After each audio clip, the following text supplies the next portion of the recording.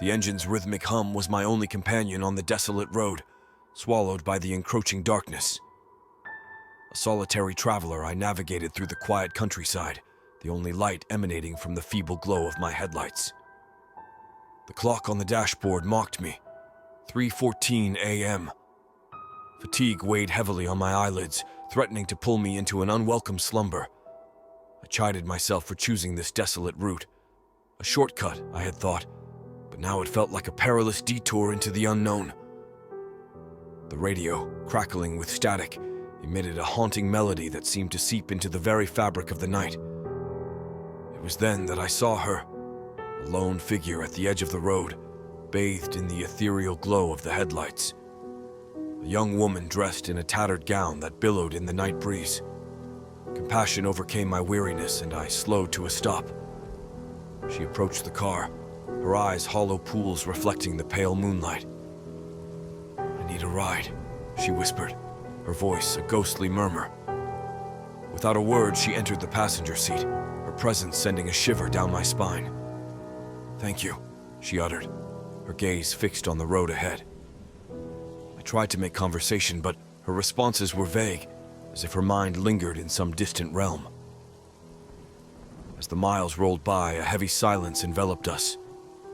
The radio emitted an otherworldly static, and the air within the car seemed to thicken. I stole glances at the mysterious passenger, her face an enigma beneath the tangled strands of dark hair. Abruptly, she turned to me, her eyes gleaming with an unsettling intensity.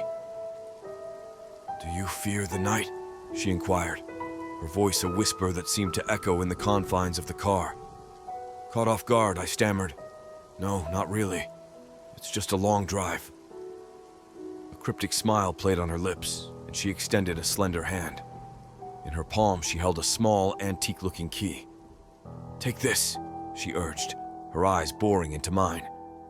"A key to places unseen."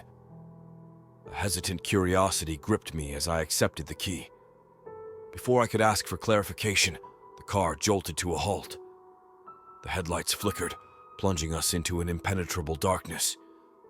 Panic seized my chest as I fumbled with the ignition. When the lights returned, we were no longer on the familiar road.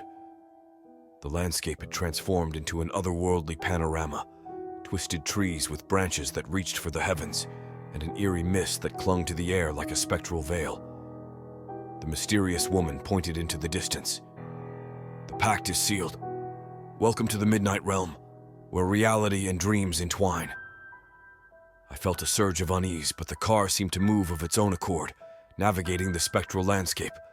The radio, now a chorus of spectral voices, wove a haunting melody that echoed through the surreal night. As minutes turned to hours, I lost track of time.